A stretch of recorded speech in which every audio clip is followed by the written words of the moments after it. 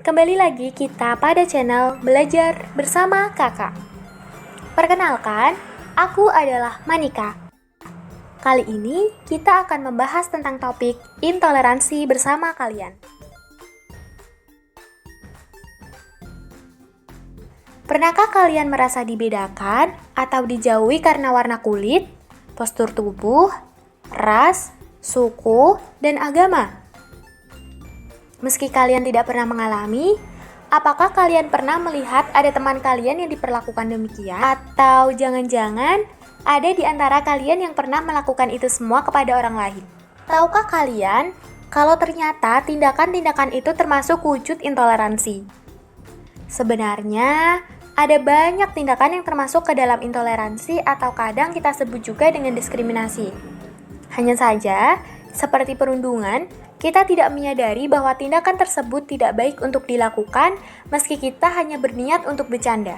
Lalu, adakah yang tahu apa itu intoleransi? Serta apa saja yang termasuk dalam tindakan intoleransi? Yuk kita simak penjelasannya berikut ini.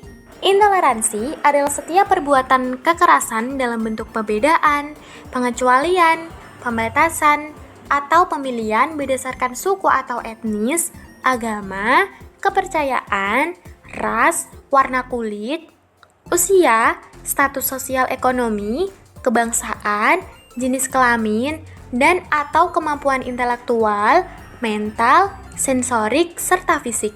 Jadi, dapat dikatakan sebagai intoleransi apabila kita memperlakukan seseorang atau beberapa orang dengan tidak setara hanya karena mereka berbeda dengan kita. Lalu, apa saja bentuk intoleransi yang dapat terjadi?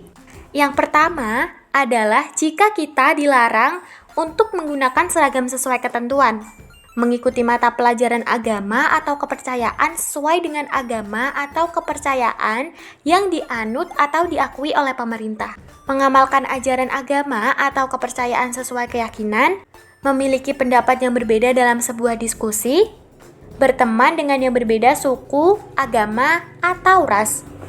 Selanjutnya, ada pemaksaan untuk menggunakan seragam yang tidak sesuai dengan ketentuan, mengikuti mata pelajaran agama atau kepercayaan yang tidak sesuai dengan agama atau kepercayaan yang dianut, mengamalkan ajaran agama atau kepercayaan yang tidak sesuai dengan keyakinan agama atau kepercayaan yang dianut, mengikuti pendapat dari yang dianggap berkuasa, berteman hanya dengan yang satu suku, agama, dan ras. Ada pula yang terjadi dalam bentuk tindakan mengistimewakan seseorang karena latar belakang tertentu. Seperti misalnya, ada seseorang yang sangat diistimewakan dan dicalonkan menjadi ketua kelas karena dia adalah orang Jawa. Selain itu, ada pelarangan atau pemaksaan untuk mengikuti atau tidak mengikuti perayaan hari besar keagamaan yang dilaksanakan, serta untuk mengamalkan ajaran agama atau kepercayaan yang tidak sesuai yang dianut oleh orang tersebut. Misalnya, saat perayaan Idul Adha, siswa Nasrani diwajibkan mengikuti sholat Id dan iuran untuk korban. Atau contoh lain, ada siswa yang Muslim diwajibkan untuk mengikuti perayaan Natal. Dalam konteks pendidikan, diskriminasi dapat terjadi jika hak siswa dihalangi atau dikurangi, seperti dilarang untuk mengikuti PPDB padahal menurut aturan tidak ada alasan yang melarangnya. Tidak diizinkan menggunakan sarana-prasarana belajar yang tersedia di sekolah. Tidak diperbolehkan mendapatkan beasiswa padahal masuk kriteria sebagai yang berhak menerima. Dilarang untuk mengikuti lomba atau kompetisi tertentu. Tidak diizinkan untuk mengikuti pelatihan atau melanjutkan ke jenjang berikutnya, tidak dibagikan rapor pendidikan atau laporan hasil pembelajaran, tidak dinaikkan kelas atau tidak diluluskan dengan alasan yang tidak jelas, tidak diperbolehkan mengikuti bimbingan dan konsultasi dengan pihak sekolah, tidak diberikannya dokumen pendidikan seperti ijazah, transkrip nilai, dan sebagainya tanpa alasan yang kuat. Tidak diizinkan mengikuti proses pembelajaran tanpa alasan, tidak diperkenankan menampilkan atau menyalurkan bakat yang dimiliki. Setelah mengetahui bahwa ternyata banyak sekali jenis intoleransi, apakah kalian menyadari pernah melakukannya kepada teman kalian baik sengaja atau tidak sengaja? Coba, ada yang mau bercerita tentang pengalamannya? Bagaimana rasanya saat melakukan itu? Atau bagaimana rasanya saat menerima perlakuan itu? Nah, dari beberapa pengalaman yang sudah dibagikan, kita tahu bahwa intoleransi itu menyakiti orang lain. Jika kita sudah terlanjur pernah melakukan hal itu tanpa kita tahu bahwa itu termasuk perilaku intoleransi, maka baiknya kita segera meminta maaf kepada teman kita dan berjanjilah untuk tidak mengulanginya lagi. Kenapa? Karena aku yakin kita juga tidak mau kan disakiti oleh orang lain. Jadi, kenapa kita harus menyakiti orang lain terlebih dahulu? Setelah tahu apa saja bentuk-bentuk perlakuan intoleransi, apakah kalian menyebutkan apa saja akibat yang dirasakan oleh korban? Yang pertama, korban dapat merasakan sedih dan stres karena munculnya gangguan kecemasan dan rendahnya rasa penghargaan terhadap diri sendiri, karena merasa dirinya berbeda dan tidak lebih berharga dibanding orang lain. Selain itu, anak juga dapat mempertanyakan apakah buruk untuk menjadi dirinya sendiri. Seperti misalnya, apakah aku jelek jika berkulit gelap? Apakah aku tidak pantas untuk ikut bersekolah jika aku yatim piatu? Apakah aku perempuan sehingga aku tidak boleh mencalonkan diri sebagai ketua kelas? Dan sebagainya.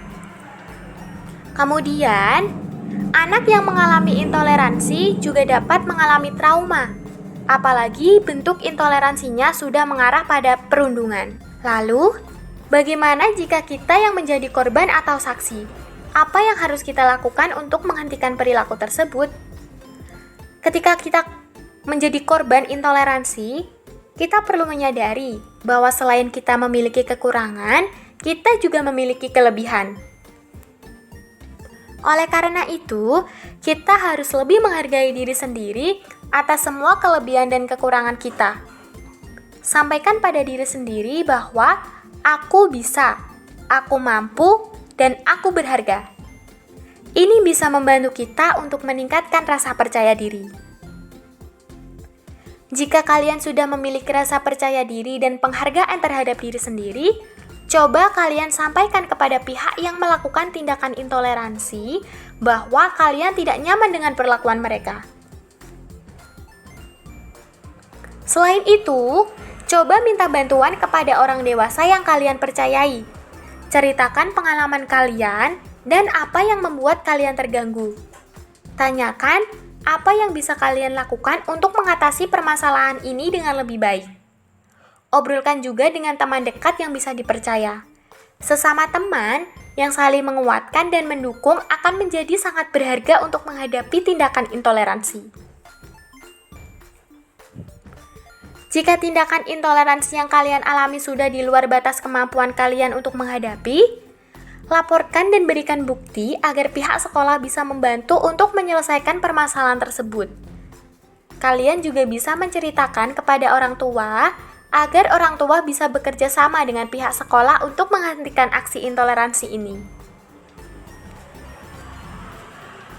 Sementara itu, ketika kita menjadi saksi atau menjadi orang yang menyaksikan adanya tindakan intoleransi, maka kita dapat membantu teman yang mendapatkan perlakuan itu dengan melaporkannya pada guru agar dibantu untuk menyelesaikan permasalahan itu hingga si pelaku tidak akan mengulanginya kembali. Perilaku intoleransi bisa saja muncul akibat terbiasanya kita dengan lingkungan yang kurang bervariasi. Misal, kita hanya memiliki teman yang sesama suku. Keluarga kita juga berasal dari agama yang sama, yang intinya kita tidak terbiasa bergaul dengan kalangan yang lebih luas. Hal ini menyebabkan kita akan lebih mudah mengernyitkan dahi saat bertemu dengan orang-orang yang berbeda warna kulit, berbeda agama, berbeda kebiasaan, atau yang memiliki kebutuhan khusus seperti tunanetra, tunadaksa, dan lain-lain. Sekolah juga membantu kita untuk belajar lebih banyak tentang budaya, agama, suku, dan ras yang ada, sehingga kita lebih mengenal mereka. Biasakan juga untuk lebih terbuka menerima pendapat orang lain. Jangan selalu memaksakan pendapat kita bahwa kita selalu benar. Dengarkan orang lain dan berdiskusi menjadi kita mengenal dengan lebih baik. Oleh sebab itu, Untuk bisa menjadi pribadi yang lebih toleran, yuk coba kita membuka diri untuk berteman dengan lebih banyak kalangan.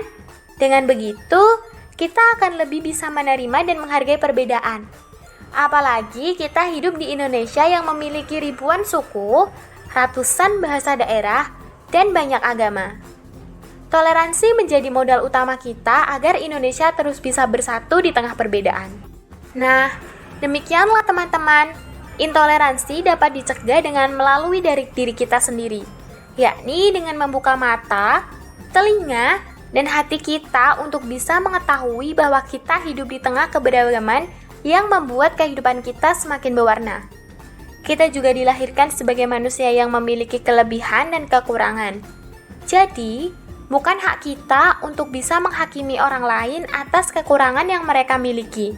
Jika bisa bersama meski berbeda, kenapa harus ada intoleransi dan diskriminasi? Sampai jumpa di video selanjutnya.